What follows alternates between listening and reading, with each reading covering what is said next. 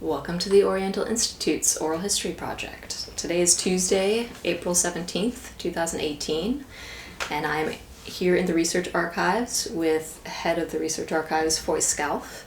I'm Anne Flannery, the OI's archivist, and our IT specialist, Knut Boehmer, is behind the camera. We are here today with Gil Stein, professor of Near Eastern Archaeology, former director of the Oriental Institute, and current senior advisor to the Provost for Cultural Heritage. Professor Stein received his PhD in the Department of Anthropology at the University of Pennsylvania in 1988.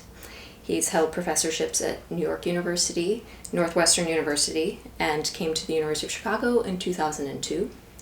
In addition to his extensive research in the areas of urbanism, Near Eastern archaeology, and ancient colonies, Professor Stein is committed to cultural heritage and has worked with the State Department to form a museum relationship between the OI and the National Museum of Afghanistan. And this past year was awarded a State Department grant to train conservators from the Central Asian republics. So welcome, Gil. Thanks for being here. And we'd like to get started with some general questions about your history and education. So could you just discuss your background, where you're from, your early schooling, sort of how you came to this area of study in the most basic sense? Well, I think one of the most important influences on me was I grew up in Providence, Rhode Island, on the East Coast. And Providence is like Boston, that they have a sort of a Latin public high school. And in Providence it was called Classical High School, and we had a 4-year Latin requirement. We were the last public high school in the state to have that requirement. And as part of it, we also had courses on ancient history. And so that was from the word go, starting in high school, that was really hammered into me, and I learned Latin pretty well, good enough that I was able to write an obscene parody of Virgil's Aeneid that was perfectly scanning in dactylic hexameter. So I figured that was the mark of a good education. But that combination of the Latin combined with the ancient history really enhanced an interest that I'd already had from my parents. My parents had always been very interested in history and things like that, and they gave me a wonderful book when I was around 13 or 14 called Gods, Graves, and Scholars by a man whose pen name was Ceram, C-E-R-A-M. I think it was actually Marek backwards, but something like that. Anyway, it was the story of the origins of archaeology, and it talked about Heinrich Schliemann and Troy and the Arthur Evans in Crete. So I was just so taken with it, and I was reading it at just the right age. I think that between 11 and 13, if you can get someone interested in archaeology, they're old enough that they can really understand what it's about, and they're still very kind of idealistic, and so it just grabbed me, and I just found myself getting more and more interested in archaeology, reading archaeology, going to museums, and it grew from there till when I went to college. I had already decided when I applied for college I ended up going to Yale, that I wanted to be an archaeologist, and that was this very strong passion of mine really early on. Was there any other subject area you even considered studying as an undergraduate, or were you just focused from I was really focused on archaeology from the time I showed up at Yale, and the only other career I even considered was that maybe going to law school to study constitutional law, because I thought that was an area where you could really make a difference in just the basic rules of setting up how our country works and its government. But I still remember in my senior year at Yale standing in the hallway tearing up the applications for law school that I had sent away for and saying, I'm going for this whole hog, and I'm going to follow my dream. And my when I told my parents about it, my dad said, "Well, you've taken vows of poverty now, but not of chastity or obedience." So I figured that was parental approval. But really, being at Yale was an incredible education for me, and it really fixed me on this pathway that I'd already gotten interested in high school. Can you remember certain instances that kind of drove the point home for you while at Yale, or was it just the education overall? Well, there's a couple of things. One of the reasons I went to Yale was that it was far enough away from home that I could get away from my parents, but close enough that I could take a train back with a duffel bag full of laundry. But also, my dad had told me he got his PhD in economics from Yale, and he said that one of the things about Yale was that he loved the most, that he respected the most, was that they had senior professors teaching the introductory courses for undergraduates, and they didn't just fob it off on grad students and stick them in front of a lecture of like 200 people rather. And so there you had like just these brilliant minds teaching you at the introductory level, and so it was perfect. And they also had these distribution requirements that really forced you to take classes across the board. And Yale offered an interdisciplinary archaeology major, so you could basically really follow up on your interests. So I took that major, I started it, and I really threw myself into it. And in my sophomore year, I had this one class taught by Harvey Weiss, Professor Harvey Weiss, who ended up being my advisor, and it was called The Introduction to Method and Theory in Near Eastern Archaeology. And the thing he taught us that was like totally new and bizarre to me was he would give us a reading assignment. It would be like 2 or 3 articles on the same topic that had completely different points of view and interpretation. And we'd say, well, which one is the right one? And he said, no, you've got to figure that out. And so this idea that the printed word is not the gospel, but that it's points of view, and that different people can have different opinions, was really something that had an enormous effect on me. It taught me how to read an article, and taking that class taught me how to think critically about things and not just accept it simply because it was in print. And the other thing in the same class that really just had a deep impression on me, really deep impression, was we talked about this great man theory of history, that history is made by this one great person, this brilliant genius who's by sheer force of intellect and personality changes the world. And Harvey Weiss was saying, I remember talking to him after class about this and saying, well, you're dismissive of this great man theory, but what about someone like the Prophet Muhammad? He just came out of nowhere and changed the world. I remember that was the exact example I used with him.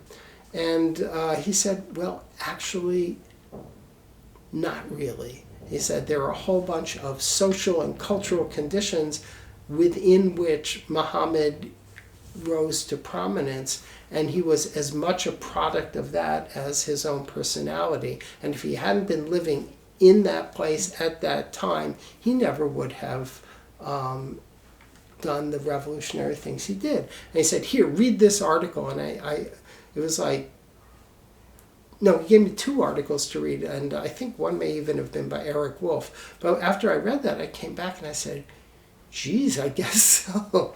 And so I gave up on the great man theory of history, and I started gravitating more and more towards an anthropological approach, where the idea that you can't understand an ancient culture unless you understand how modern cultures work or how culture works.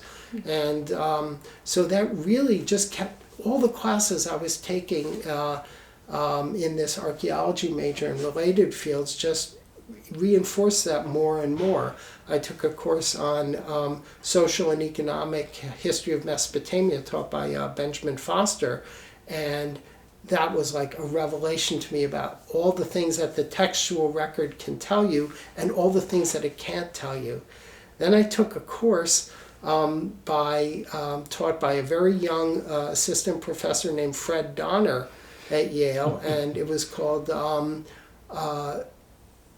the Crusaders in the East. And the whole idea of the course was we read about the Crusades without ever reading any European chronicles, but we only read chronicles by Middle Eastern authors, whether they were Armenian or Syriac Christians or Arab Muslim historians. And it was like being hit over the head with a 2x4 to realize, wow, this is what it's like to have someone from another culture talking about your own culture and how they see it in this completely different way.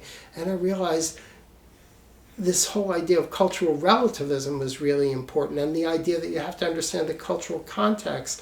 And then from there, it was a very short step to, you have to understand how cultures work, cultures in general, and then use those insights, comparative insights from different cultures around the world in the present time, and use that as a way to understand how ancient cultures might have worked.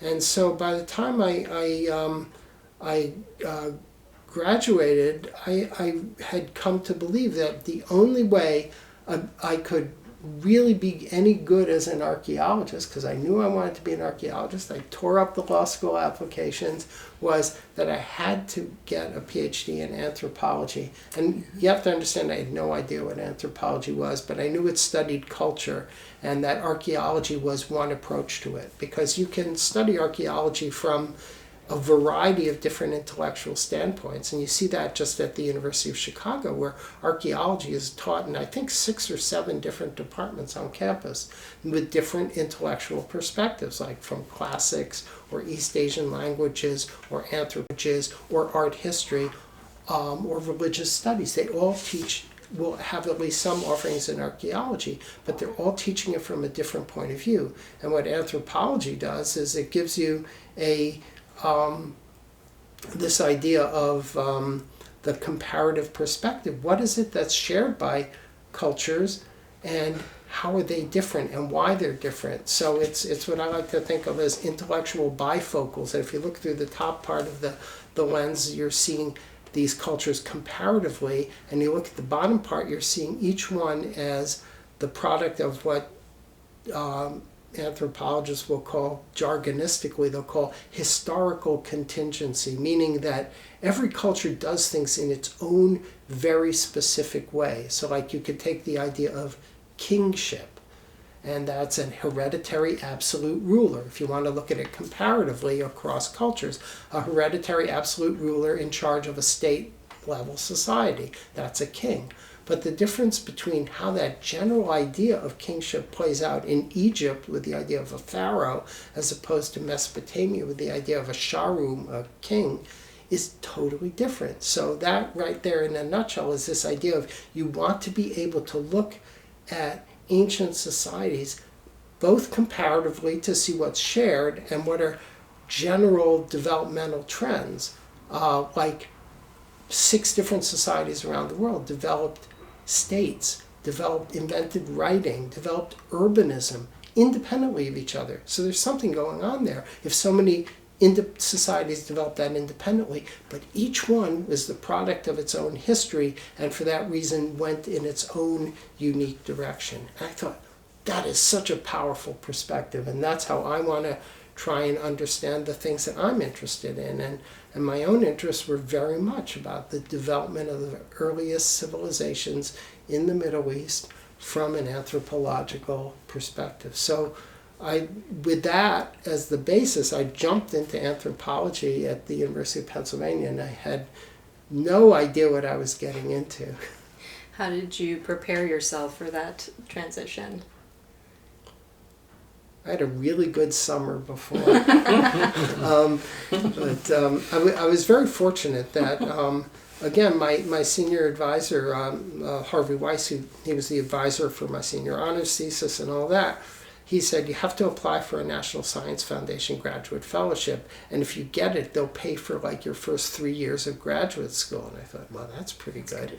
And so I put it through draft after draft after draft, and I was very fortunate. I got that fellowship. So I basically had the choice of going wherever I wanted to go, because most grad programs would take free money, and still do. That was one reason I went to Penn. Actually, I had 3 reasons for going to the University of Pennsylvania. The first, 4 actually. First is that it had what's called a 4-field approach, that anthropology, when it was pretty much invented as a discipline by Franz Boas in the end of the 19th and early 20th centuries, he conceived of it as united by the concept of culture. But there were 4 subfields, which were archaeology, cultural anthropology, linguistic anthropology, and biological anthropology. And the idea is they're each studying culture. Archaeologists study culture as it evolves through time. Ethnographers or cultural anthropologists study ethnographic cultures, living cultures, or cultures in the very, very recent past. Linguistic anthropologists study language as this unique property of human culture that has an enormous impact. And then biological anthropologists study this really complex relationship between culture and our biology, and what's there, how have we evolved as anatomically modern humans, and what's variation of modern humans across the world, but how does that relate to culture? Because they actually both influence each other, and it's a very complex relationship, but that's at the very heart of who we are. So I really wanted to have that kind of synthetic perspective, and Penn was one of the very few places that still followed that 4-field approach, where they insisted every damn graduate student had to take what's called a core program of like 12 courses in your first year that spanned the full range of, you had I think 2 courses in each of the subfields, and then you had more general courses like the history of anthropology and things like that. Then at the end of the first year, when you've done all these 12 courses, they give you this 2-day, 12-hour comprehensive exam that covered everything you'd learned in the first year, and based on that they'd either kick you out of the program or you would continue. And of 21 people who started that year, 7 of them were flunked out and are probably much happier people now. And the rest of us had, we were committed at that point, or should have been committed at that point. And I still feel like that was one of the most intense and interesting intellectual experiences in my life, is just to be totally immersed in it, and then to have all my friends in my cohort, these 21 people, were in these different subfields, and we would get together, like a group of us, Monday nights, and there was this real dive bar in West Philadelphia called the Tavern, where they had Monday night was discount pitcher night on Rolling Rock beer, which is brewed from the waters of the Monongahela Valley in western Pennsylvania. And we just drink beer and we would talk about anthropology. And because we had people from all 4 of the subfields, students who were studying the 4 subfields, we would just talk for hours about the stuff. And it was great, and I learned almost as much from my fellow grad students as from my professors. And I thought, this is the best experience I could possibly have to really teach me why I'm doing anthropology. And I was so excited by it. It was an amazing experience, and I'm really glad I did it. And I still remember, X years later, how valuable those classes were. Yeah, you seem to mention that at Yale and at U Penn there is this sort of core curriculum of sorts. Was that uncommon at the time in many programs, or was it just done particularly well in those 2? Well, Penn did it particularly well. And Yale had distribution requirements, but the thing is, the trend over time in anthropology departments is they've sloughed off, they've given up, at least informally, they've given up on the four-field approach, and they've tended to specialize in maybe 2 or maybe 3 of the subfields, but no longer all 4. And the result is that people come out of the program, and if you're a cultural anthropologist, you don't have a lot of respect for archaeologists. They look at us as the shop class in anthropology in high school. That they're good at wood burning and maybe soldering things, but they're not really smart. And archaeologists just are totally dismissive of cultural anthropologists for the idea that all they're interested in theory is theory, and the attempt at comparative studies they dismiss as being, intellectually shallow. And so what's happened is that the field of anthropology has fractured a lot, and it's really a loss for all of us, because as human beings, as social beings, we are all of those things. I mean, you can't picture culture without those 4 components to it. So I'm kind of sorry that's happened, but I feel like getting that kind of education was the absolute best thing that ever happened to me, it really validated going to Penn. I mean, the reasons I had for going to Penn, they were really rational reasons, but they didn't. In retrospect, they had nothing to do with what happened. I went to Penn because I wanted to be with my girlfriend from college, and she was still finishing up at Yale, so I wanted to be close to her. Then I wanted to do archaeology in Iran because Penn was one of the best places in the United States to do Iranian archaeology.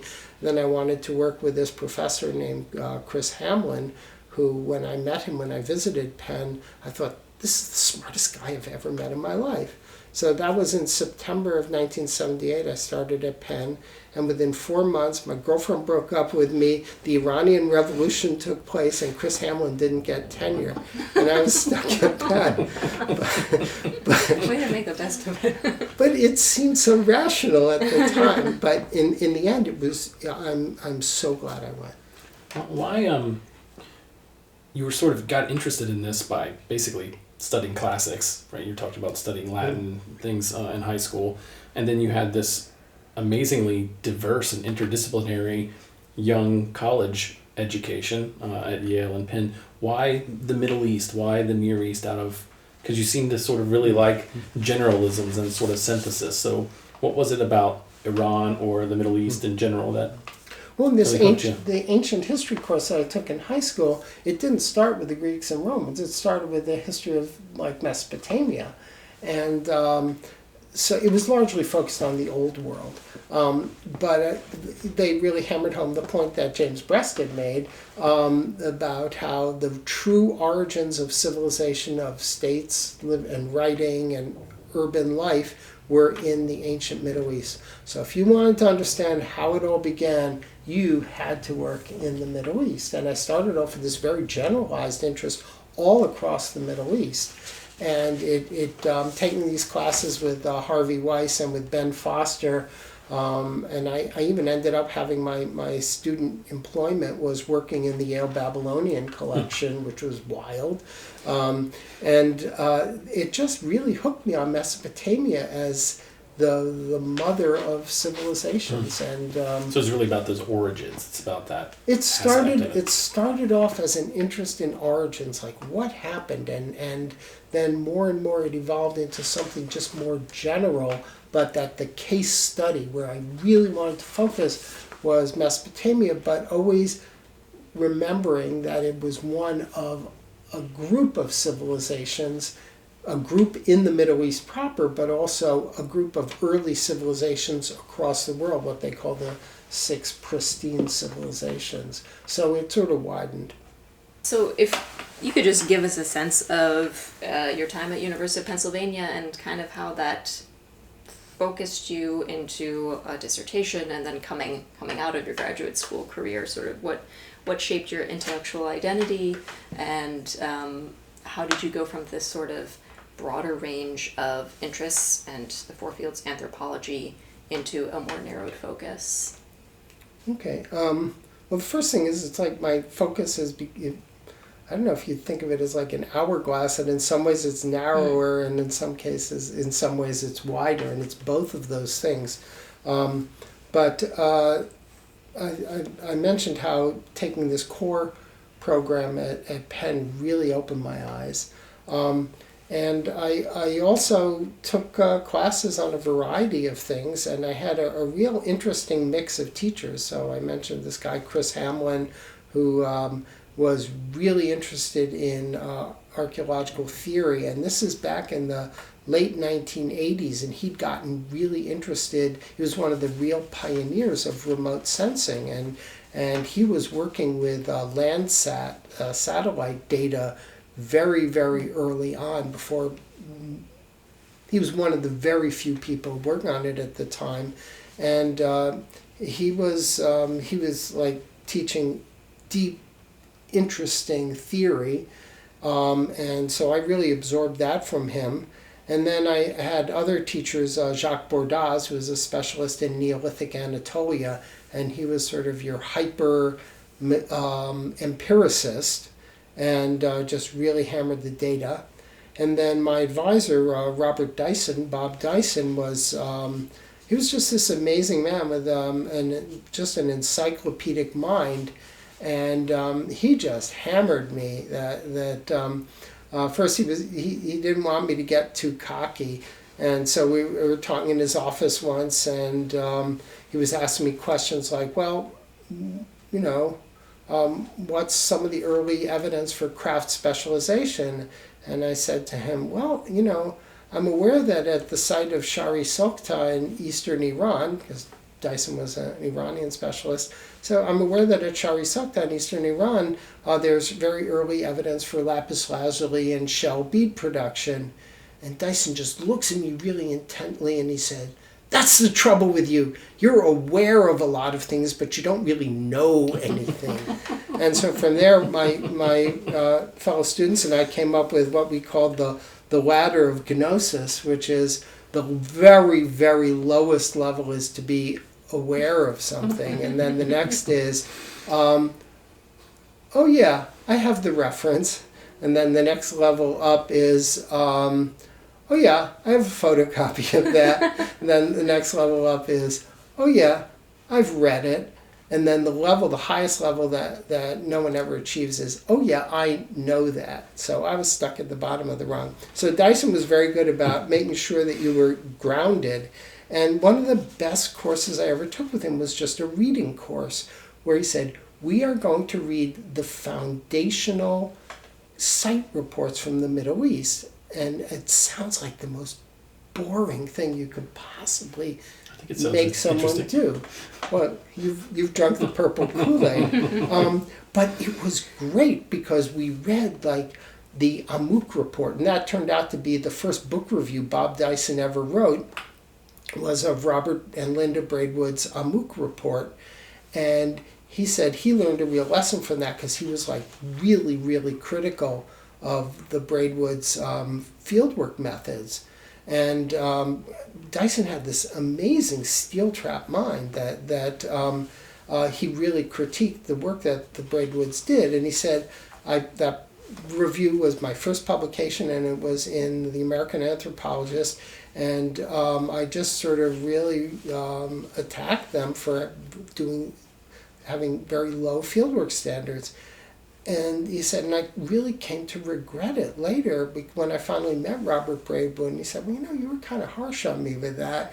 And how Braidwood explained we were doing the best we could. And when Dyson made me actually read the site report, he said, read the introduction. And I read the introduction, and the Braidwoods were totally honest intellectually. They said, look, we dug this site I dug it as part of a much larger project where they gave me a step trench and said, dig there on this one site.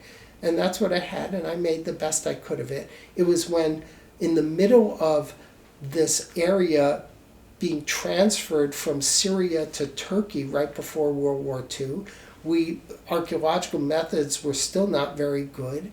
And that was in like the 1938 or something, or 39, very, very early on when they had the plebiscite deciding where the Amuq would belong, to Turkey or to Syria. And it was even an independent republic for like half a year. And they didn't publish the Amuq report until like 1960 or 61. And in the intervening time, archaeological methods had gotten so much better. And what Braidwood said to Bob Dyson was, I could have just sat on the thing, but I figured it was really important to get it published. So we just published it knowing it was imperfect, but at least we get the information out there. And for people who are not archaeologists, you should know that the Braidwood Site Report from the Amuq established the basic chronological sequence for all of North Syria, all of northern Mesopotamia, all of southeast Turkey, and it was still in use like 40 or 50 years later. We still refer to Amuq A, B, C, D, E, F, G, H, I. And they were doing the best they could in these chaotic conditions before the war. So one of the things Dyson told me is you have to understand everything you can about the context of the dig, and then that'll change your perspective. And then he said, you have to read the preliminary reports, because there'll be a lot of stuff in the preliminary reports that never makes it into the final report. And if you just skip over it and say, oh, I want to read the last chapter of the murder mystery, then you're going to be missing a lot, because you can see how their understanding of the site evolved from season to season as they found more and more stuff. And ideas they had at first, they just realized, oh, that's wrong. And that's an important thing to do. So you can't just read the final report. And then he said, now look at their stratigraphic sections. I want you to see if there's a north section, bulk section, the drawing of what the stratigraphic sequence looks like, in the north part of your square trench and the west part, photocopy them and see if you can match up the sections at the corner. And if you can't, and if you see lots of flat lines, that means they're faking it and they didn't do a good job. And so he got me reading the Amuq report, the reports of Byblos, the reports of Tepe Gowra, a whole bunch of them. I think I maybe got through, in a whole semester, I maybe got through 8 major site reports. And those things are like burned into my skull. And he taught me how to understand what makes a good site report, what makes a crappy site report, what is intellectual honesty when you're doing your work, and when as important as when you're doing the work is how you write about it. Do you try and hide things or not? And we read the Leonard Woolley's report on the excavations at Ur, which was a joint excavation of the University of Pennsylvania and the British Museum. And Woolley's reporting was so good that you could disprove his theories and his interpretations based on what he wrote. He was that honest. And he said, if you can write something like that, where people can disprove you from your own reporting, you've done your job right. He also talked about this idea of how the empirical data is so important, because even after your theoretical approach gets disproven and theories come and go, if you've done your job right, the empirical information that you publish will last and be useful 100, maybe even 200 years from now. And all of us who are archaeologists or study, the ancient Near East, we all know that's true, because we read a lot of old site reports, and it's not because we can't read the new ones. We read the new ones as well, but the old ones really have information in them that's valuable. So Dyson taught me so much about how to be a good archaeologist and how to respect theoretical approaches, that you really need to have them. But if they're not grounded in data, then you're not doing your job right, and you have to do both. And that's something that Mary Voigt really taught me very well. Mary had worked with Bob Dyson in Iran, and she dug a Neolithic site in northwestern Iran called Haji Firuz in Azerbaijan near Lake Urmia, right up to the time of the Iranian Revolution. And Mary, she really exemplified this idea of having a theoretical orientation and theoretical interest, but just being a very meticulous, really, really good field archaeologist. And her site report on Haji Firuz, Robert McCormick Adams at one point called it the best site report he'd ever read. So I felt like I just by working with all these different people, in addition to the cultural anthropologists I took courses from, I felt like I got such a well-rounded education, and I learned how to be a good archaeologist, not just there, but also through field work. And in my field work, I tried to get experience working in the American Southwest as like a comparative area for the Middle East, where I could, it was in a semi-arid country where all the architecture is mud brick, and you have these village-based agricultural societies that developed greater complexity.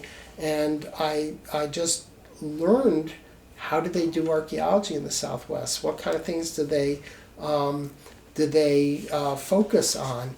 And the part about doing anthropological archaeology was just completely proven for me, because I took a year off from grad school just to work in the Southwest, and I lived on the Zuni Indian Reservation working as a tribal archaeologist.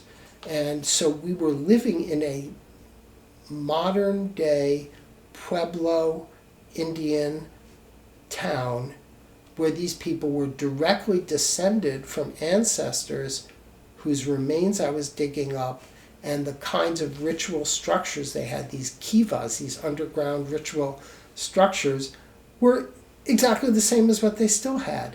And the idea that you could use ethnographic analogies to modern day peoples to help you understand. They don't explain everything, but they really give you a lot of insights into the archaeological record. It was an incredible education for me. And I learned just how different regions focus on different questions and how they have different methods. And then after spending that year working on 3 different digs in the Southwest, the 3 great southwestern cultures are the Anasazi, the ancient Pueblo peoples, the Mogollon, and the Hohokam, or they're now called the Tohono O'odham.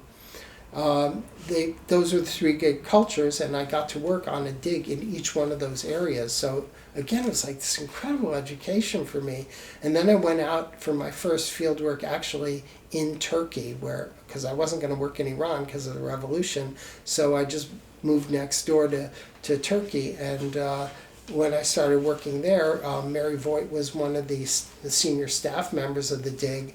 And so Mary really taught me stratigraphic excavation. And Mary had learned how to dig stratigraphically from Bob Dyson, who's a brilliant stratigraphic excavator. And Bob Dyson had learned how to excavate stratigraphically from Kathleen Kenyon at Jericho. And I thought, wow, the chain of apostolic succession. But no one ever laid their hands on my head. But I felt like I really learned. And Mary Voigt was great in this anthropological approach, because while we were digging, we were excavating at a site called Gritila Huyuk in the Euphrates Valley of southeast Turkey. And it was part of a large chunk of the Euphrates Valley in the southeast that had never really been the focus of a lot of archaeological field work because it had always been politically unsettled. But the Turkish government was building the 6th largest dam on the planet to dam the Euphrates, called the Ataturk Dam, and it was going to flood hundreds of sites. So we went in there to dig one of those sites as a rescue excavation. And so we lived in a Kurdish village, and Mary had us look through the village to understand how mud brick buildings were constructed, how they were used, and then how they fall apart and become an archaeological site. So it was amazing to be able to dig Neolithic things from 7,000 BC and be living in and looking at and living among modern day mud brick buildings 9,000 years later to see. Okay.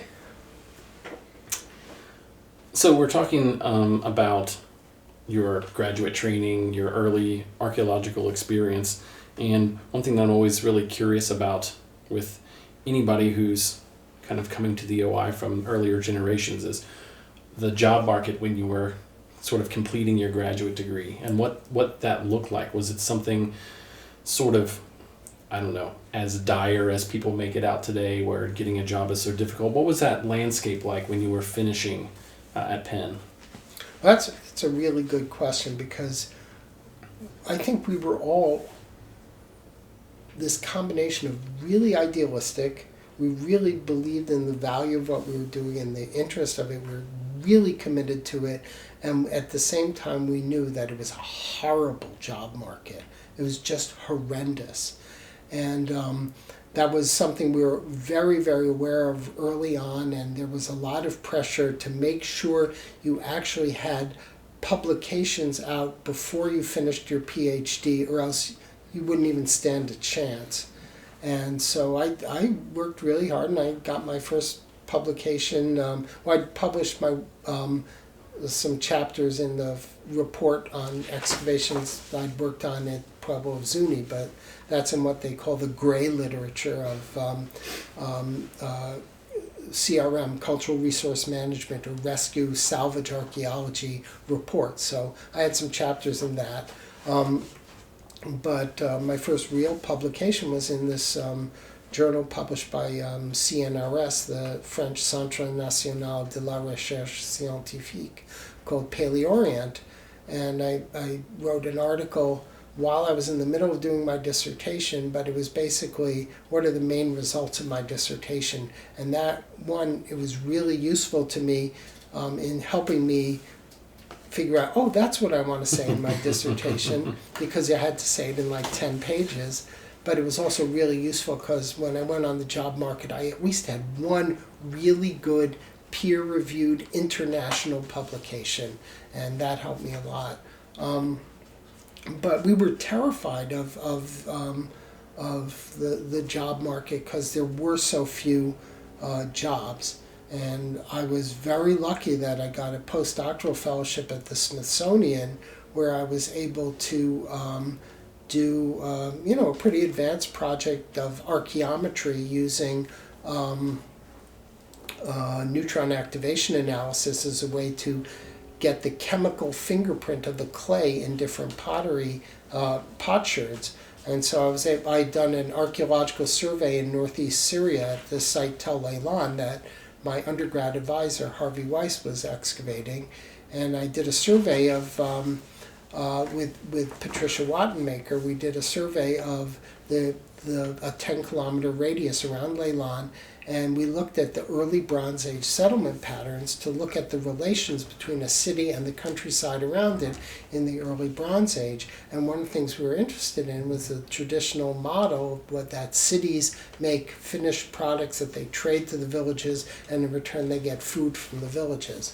So I did neutron activation of the pottery from Tel Leilan itself and from kilns at Tel Leilan, and then sherds that we'd picked up, early Bronze Age sherds that we'd picked up from villages surrounding Tel Leilan to see, well, were the villages making their own pottery or not? So I got a postdoc doing that project, and I worked with a really just incredibly fine scientist named Jim Blackman at the Smithsonian, and he helped me, and we would grind up potsherds and shoot them into a nuclear reactor to get irradiated.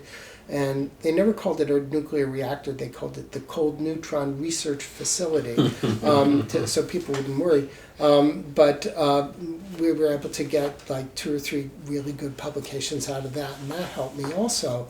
But I had given myself 3 years to find a job. And if I couldn't get a real tenure track job after that, I was just going to leave the field, because I figured I have a really good education, I've got publications. If I still can't get a job, then it's just not going to happen for me. And actually, in my third year, I got on 3 short lists. This is after a lot of failed efforts. I was on 3 short lists at Columbia, University of Chicago Anthropology Department, and Northwestern University. And Columbia was just this horribly factionalized department. And then in the University of Chicago Anthropology Department, it was very, it was a very tough environment, and they never even sent me a rejection letter. I'm still waiting for it.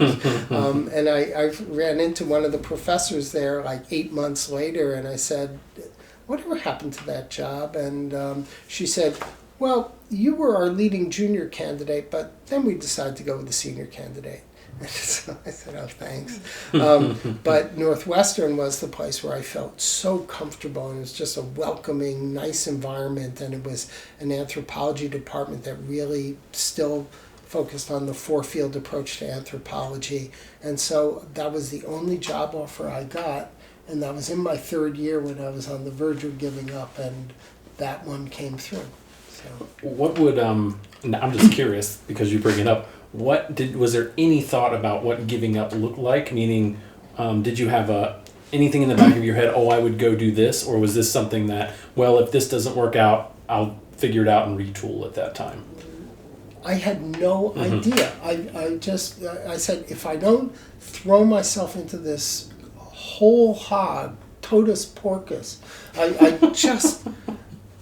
owed it to myself, because Penn is kind of like the University of Chicago. We always would joke that there were these old ads for Paul Masson wines, where I think it was Orson Welles, this big rotund guy with a beard, and he said, "At Paul Masson wineries, we will sell no wine before its time." And we kept saying, "Oh, Penn in Chicago, they will give no PhD before its time." So I was at Penn on the 10-year plan, and I figured, this is it. This is it. Mm-hmm. I'm going to throw everything I have at it, and if it doesn't work, I don't know what else to do, and I'll come up with something. Sure. Do you think you really would have given up at year 3, or would you have I pushed think I another would year? have. Oh, okay. A friend of mine had this. He said this thing that was just horrifying to me. His name's Peter Justin. He's been the chair of the anthropology department at Williams College. And he was joking about some people who'd finished their PhDs and you'd go to the anthropology meetings, they'd interview, and then nothing would happen. He said, people start to look a little shop worn after a while. And he was thinking of the stuffed rabbit in the store that just is kind of battered around, but finally a little girl found it and took it home. And so it was, I figured, no, there's a difference between being stubborn and being pig-headed, and 3 years is the borderline between those two. So it's clear then that the OI and the UFC was obviously on your radar, sort of big time. You were already reading Braidwood reports and sort of learning from them. You're talking about sort of being in this chain of training in stratigraphy, going back to Kenyon, and even making the shortlist on a Chicago job. So what does the sort of Oriental Institute look like when you're at Northwestern, sort of from the outside? What did it mean to you at that time? Was it, did it have a reputation, good or bad, or for anything in particular outside of some of the stuff that you've already talked about? And what did that look like? Well, the first thing to say is, from the time I was first aware of it as an undergrad, the Oriental Institute was this legendary place. And I should tell you, no, even before then, in high school I already knew about the Oriental Institute and the University of Chicago. And I applied to the University of Chicago as an undergrad, and I got admitted.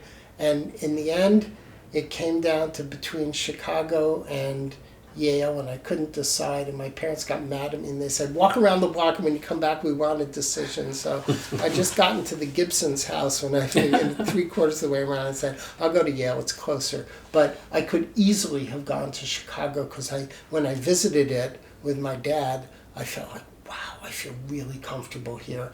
And I felt really comfortable at Yale, so it was almost a toss-up as an undergrad. Then for grad school, I got admitted to the OI, and it came down to between that and University of Pennsylvania, and I ended up going to Penn.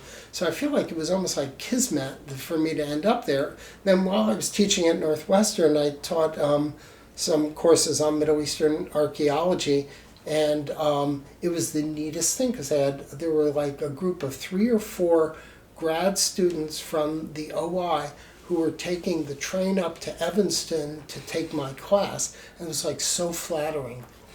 And when I started my first year at Northwestern, I made the pilgrimage down to Hyde Park, and I visited Robert and Linda Braidwood in their lab in the basement.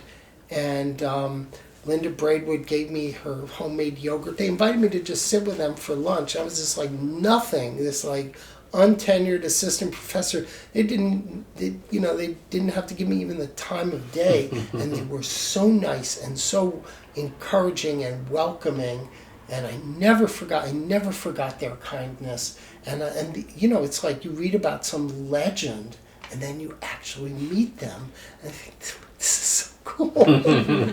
So the OI was always on my radar, and it was on my radar as this is the pinnacle of the ideal, almost the monastic ideal of total rigor in doing your research. And of course, there were, at the same time, you'd hear these stories about, oh, it's a real carnivorous place there. And but I saw the students who came up to take classes with me, and they knew so much. They were so bright and well-read, and I just kept thinking, sooner or later, something will happen, and eventually it did. So was that, you sort of, right before you came to the OI, in a sense, you had already made it, right? And you had a professorship, tenure, you're there. What was the real motivation then to sort of take this opportunity to come back here? Does it all stem from this early, I don't want to call it nostalgia, but this idea about how important and how incredible the OI is? Like, this is the place, so there's this opportunity to come back. And did the sort of director role change your motivation for that? Well, while I was at Northwestern, I was running an excavation. I'd gotten NSF grant to do my excavation at a site called Haji Nebi in southeast Turkey. I had been on the NSF panel. I had done fundraising, private, from private donors. I had experience at a very small scale of administration and fundraising and dealing with, major grants and larger federal entities. So I had some of that experience, but that was almost secondary. The main thing was that I think Matt Stolper put it really well. He said something like, he was talking about when he came from Michigan to Chicago. He said, well, when you get that call from the Yankees, you just can't say no. And that's sort of how I felt. Like, no matter what one might say about the departmental or the institutional culture of the OI, it is the single best place that I know of in the United States, and maybe one of the 3 best places on the planet to study the ancient civilizations of the Near East. So even though I was really happy at Northwestern, and I loved being in an anthropology department, having the chance to be at the Oriental Institute was remarkable. And Tony Wilkinson had contacted me about the job, and he said, you really need to apply for this job. You should do it. And I was, to be honest, I was very intimidated, and I was scared. And I said, if Tony believes in me, I'm going to try this, and I will apply. And if they don't want me, I already have a job. I'm a professor. I'm tenured. I can do whatever the hell I want. And but the idea of having the chance to shape the direction of research and to be able to build up the Oriental Institute even more and modernize it was like really exciting and tempting for me. And meeting with the faculty, really convinced me I can do good here because I'm coming in as an anthropologist and not just as a specialist in the Near East. So that I thought I could bring a broader perspective to it, and I could do something useful by really pushing people towards more engagement with theory, by really bringing back that synthesis of the textual, the archaeological, and to a lesser extent, the art historical, because the art history had sort of lapsed in the meantime at the OI. But it was really attractive, and to be able to do this at the best place in America, and maybe one of the three, I would say one of the three best in the world. It's like, how could you say no and not even try for it? So that's why I tried for it. And you sort of hinted at it in that description of your motivations, but when you were coming in, what did you see as the real big needs of the OI?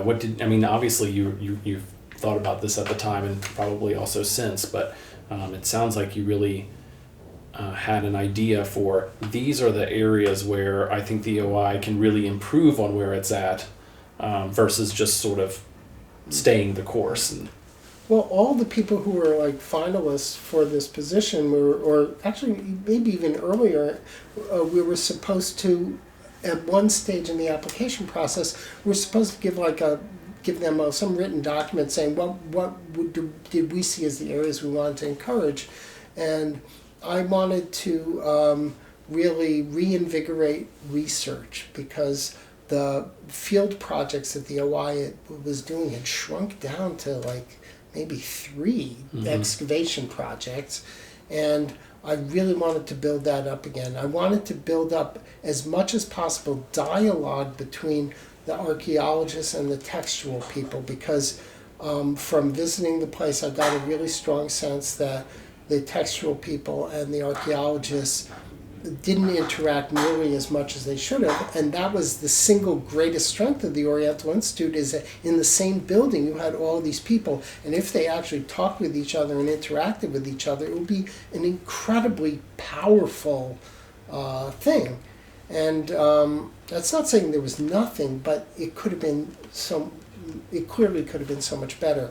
I was very interested in the fact that the Oriental Institute was so conscious of its traditions, and sometimes too conscious of them and too conservative, and I worried that institutions can become fossilized. I've been reading a lot about organizations and leadership and stuff like that, and one of the biggest challenges is to avoid fossilization. So I realized that one of the best things to do was something that I already knew people at the OI had sort of said they would like, and that is to develop a post-doctoral program. And the reason why it's so valuable is it's a way to cherry pick the very smartest recent PhDs and cycle them through the OI, so that as a source of ideas and innovations, they very often come from the younger generation and not from the senior scholars. So it was a way to make sure that there would always be really smart postdocs cycling through, and it was to educate the tenured people, not vice versa. And then at the same time, by having them organize conferences, you would make the Oriental Institute this international center where every year there would be this postdoctoral conference on a really important topic of theory or method, not just some totally narrow thing about, just pilgrim flasks of the second millennium.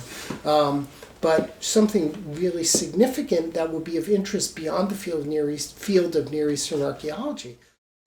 Okay, so we were just talking about your directorship and sort of what made it, how you were able to successfully implement all these sort of idealistic projects that you wanted to do. So if we could just elaborate on the end of that a little bit. Well, one of the items that I didn't really write in my 2-page proposal to them of what I would do was I was very aware of the sort of the broader reputation of the OI as a place of very smart people who are not very nice to each other. And I felt like it's really important to set a culture, an institutional culture of, I'll call it, transparency and collegiality and professionalism. And those sound like just pap general words, except an organization can stand or fall on them. And I'd seen other departments that were just riven by factionalism and essentially fell apart. Like Columbia went into academic receivership because no one could get along with anyone else. And I felt like when I started there, I realized no one even had performance evaluations. No one on the staff had any idea how they were doing, and there was no way to hold people accountable. So one of the first things I asked Steve Camp to do as associate director was to develop a system of performance evaluations, and that way people would know if they were doing well. No one ever gets attaboys. And it would be in writing, and you would also highlight areas where we think you could do better. We would ask people, tell us what your goals are, and then in a dialogue we'd come up with goals that you felt you wanted to do and could do as a staff person, and also things that as director I would like you to do, and we'd duke them out and come up with a solution. So I really wanted to encourage among the faculty this idea of talking with each other, of knowing what your colleagues do. It's frightening how people can be in offices next to each other and not know. So I set up, this took a while to set up, was in addition to the postdoc conferences, these connection seminars where faculty would get up and we'd have alcohol and food, and everyone will show up for that, or 90% of the faculty will show up for that.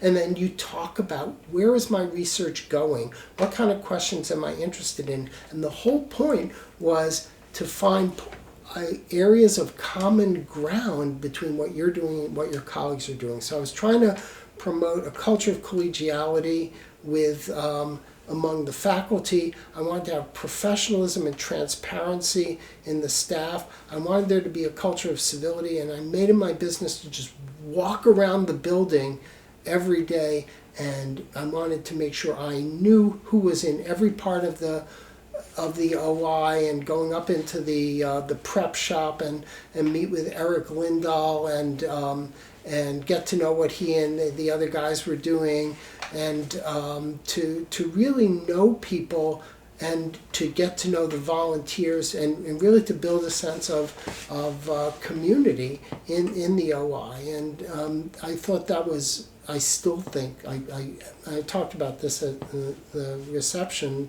the other day, that the OI is a community that's not just a buzzword, that it works really, really well. If people know what their colleagues are doing, if they feel like they're being treated fairly. I tripled the amount of research funds that was available to the faculty because I really wanted to encourage research.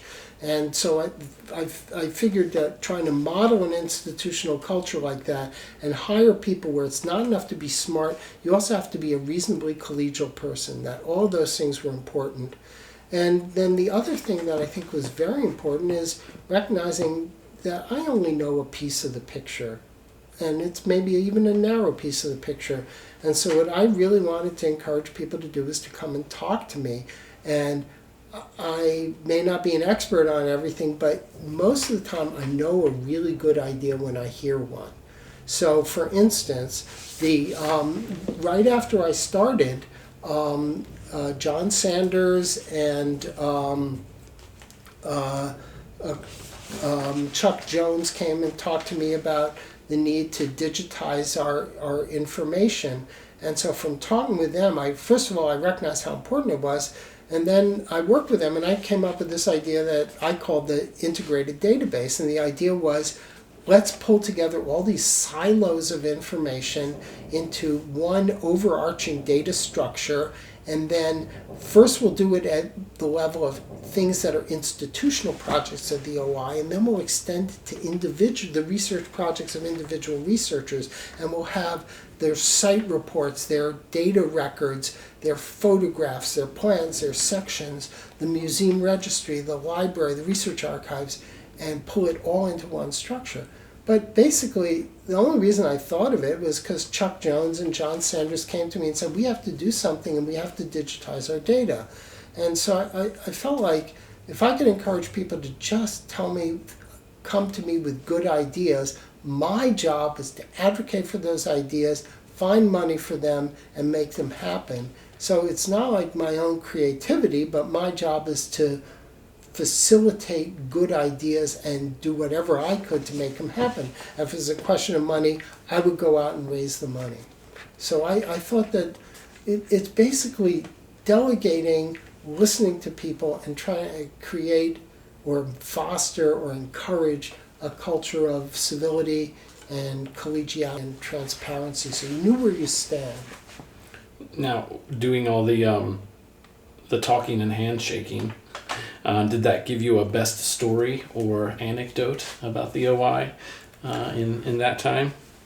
Well, my best story, it has nothing to do with that, but it's that one of our colleagues, two of our colleagues, Rich Beal and Joanne Skurlock, they had the most amazing wedding that in the Oriental Institute, where they dressed up as Hittite princes and princesses, and they got married in front of the winged bull, the Lamassu, in the Mesopotamian gallery, and their wedding contract was written in Hittite on a clay tablet, and it was presided over by this very famous Assyriologist, Simo Parpala.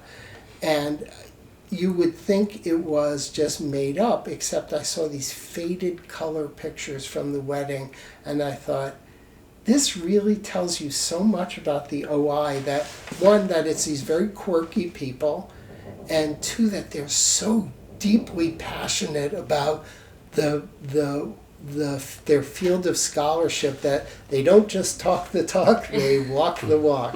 So, I mean, that's probably my single favorite anecdote, and it's really sweet, but there's something in it that tells you about people's absolute commitment. It's not a job. It's like it's a lifestyle. It's a consuming lifestyle. Yes. There are pictures of that in the archives. And they should be. Yes. And I would digitize them because they were fading fast when I saw them. So another way in which your directorship was very distinct was your commitment to cultural heritage preservation, specifically the State Department grants that you got to work in Afghanistan. And we're hoping you could just sort of say a little bit about your commitment to that in general, but also these projects specifically. Okay, yeah. Most archaeologists, for as long as I can remember, have not really focused on cultural heritage preservation. But what woke everybody up was in 2003, when the U.S. invaded Iraq in the second Gulf War, and with the looting of the Baghdad Museum. I remember being at the Society for American Archaeology meetings, the SAA meetings, when the word came out about the museum being looted, and it was just so appalling and horrifying that it had happened, and then the fact that it had happened because the United States had not protected the museum, and that it had happened even though people like McGuire Gibson from the OI had warned them, this is ground zero, the most important cultural heritage site in the entire country of Iraq, which is one of the most important places of cultural heritage in the world, and the U.S. had failed. So, I mean, that day I remember thinking, there must be something we can do. And so, in the wake of that, I spoke with Laura D'Alessandro, who was the head of our conservation department in the OI's museum, and I said, we need to be able to train archaeological conservators from these countries, and we need to train them from Afghanistan, and we need to train them from Iraq. And so we got 2 grants from the National Endowment for the Humanities, each one of about $100,000, and we brought, we worked in consultation with those countries, with their antiquities departments, saying, you give us a short list and we'll pick finalists from it. And we brought 4 conservators from Iraq, and then later 4 conservators from Afghanistan. And the whole idea, I may be even getting that wrong, but in 2 separate groups, okay? I can't remember which came first. But we always wanted to bring both of them. And the idea that Laura came up with was really smart, and was, first of all, we knew that it had to be training people for an extended amount of time, otherwise you're wasting money. To come for 1 week, you learn nothing, or very, very little. But 6 months, you can really teach people something. And then Laura had the great idea that these people aren't going to speak English very well. So let's just spend the entire first month with intensive training in English as a second language. And that way they will be able to actually understand the instruction. Then the following 5 months will be intensive conservation training. And so we did that, and it worked beautifully. And we were able to replicate it for the second group, so 4 Iraqis and 4 Afghans. And then that was so successful, the Field Museum wanted to take the program, and they had way more money than we had, so we just gave them our entire curriculum, and they ramped it up, and we're training like 3 times as many people, but only for short, like 2-week visits. So I think we did it right. And when we go out, I've been to Iraq, and I've been to Afghanistan, and I've met the people, who had taken that training program, and they were doing wonderful things. So the training really stuck. So that was the beginning of my own involvement and my own awakening to the fact that this cultural heritage stuff, it's not just some abstract thing. It's vitally important. It has real world consequences for people, and it's an area where we actually can do something, and not only that we can do something, that we have to. Because if we don't, it will be lost forever, and that you have to think of heritage, cultural heritage, as it's like petroleum. It's a non-renewable resource. You get one shot at it, and when it's gone forever. And as much as archaeologists want to avoid politics, you can't. You no longer can stay on the sidelines, because cultural heritage has become so politicized by the bad guys. So on that basis, when the State Department asked us to apply for these Afghan grants, I went back and forth on it, and in the end, actually my wife was really instrumental in saying, you can't let this go, you've got to pursue it. And I realized, of course she's right. And so we applied for these grants that the State Department ran, but the whole principles that we really focused on were true partnership, and not just experts from the West telling you what to do, and then appropriate technology so it will be sustainable. So when the grant is done and we walk away, that we will have trained the people well enough that we've worked ourselves out of a job, that they don't need us anymore.